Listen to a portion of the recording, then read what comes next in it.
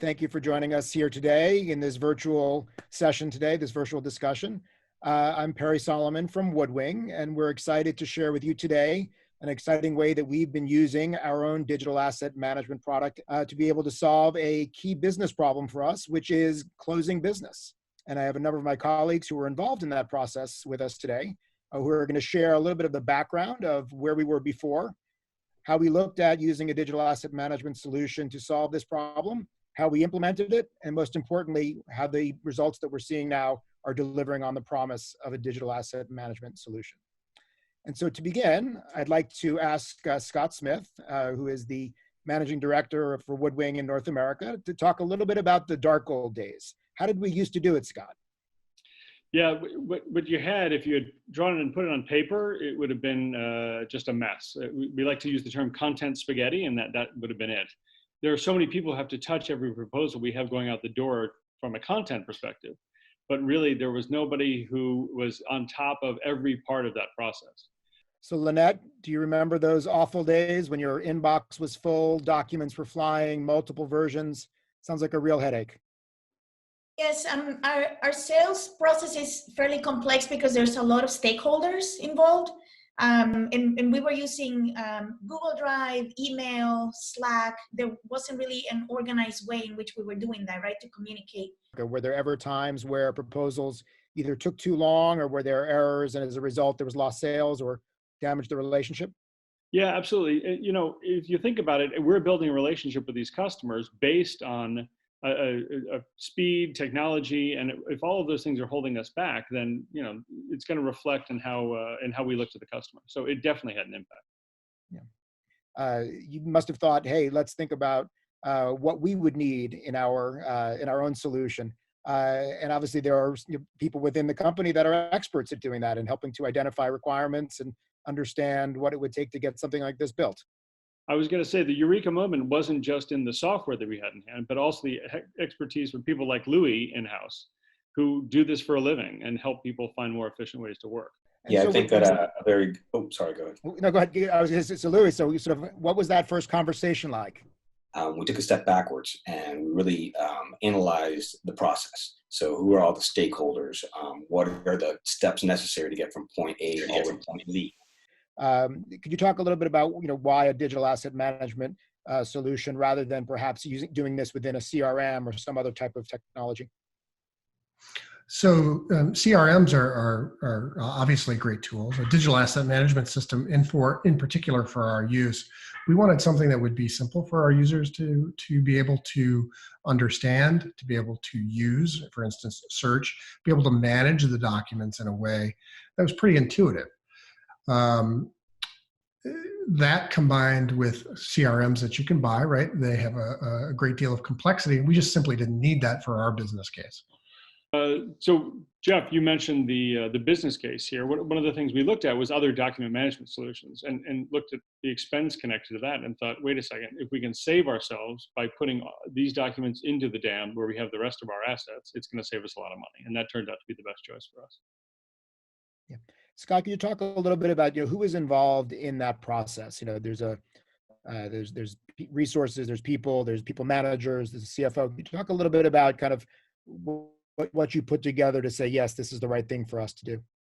Well, the CFO definitely paid the most attention to these conversations because of the spend associated with it, and also because of the end result. The sales managers also were the key stakeholders, as Louis said. They were the ones who said, we need to get this information right. And then really a lot of the people that Lynette also identified as stakeholders were the people who said, we need it to be easy to work with, we need it to be fast, it can't slow us down, and also and match the speed to do business at the speed that we want to do it. So Lynette, the decision to go gets made, and then you and your team take the lead in making sure that everyone's requirements and priorities are gathered. And can you talk a little bit about that process and how you put everything to work? Yes, figuring out the process for our DAM was a little bit like herding cats. In that sense, we're not very different from our clients, right? We had all these stakeholders that are involved in the process, and they all had their way of doing things. So it definitely required bringing everybody together to decide and agree on how do we want to work going forward, and then building a process around that, right? The software configuration side of that, it's very simple. It's really the process work, right? And how do we want to work? That's where a lot of the effort went, and a lot of the challenge can be, right? But once we had that nailed down, then implementing the DAM is very, very simple. It's also important to remember, Louis, that we have that home office, right? And the people who aren't with us from day to day, but they needed access to all this as well. So the idea that we could organize all of our information in a way that then they could get read-only access or dip into, that was a big part of it.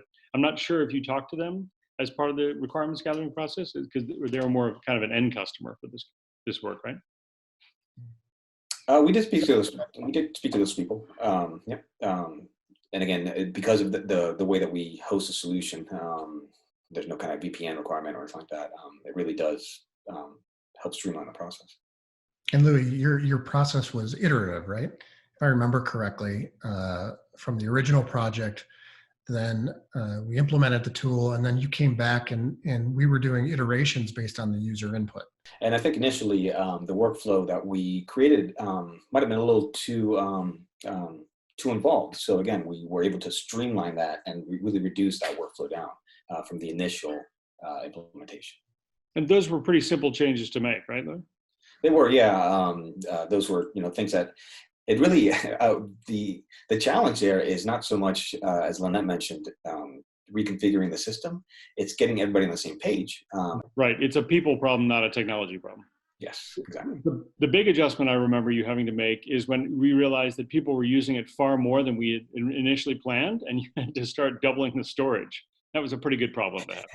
Yeah, so I mean, it's a good problem to have, absolutely. And again, those changes were very very easy and quick to make.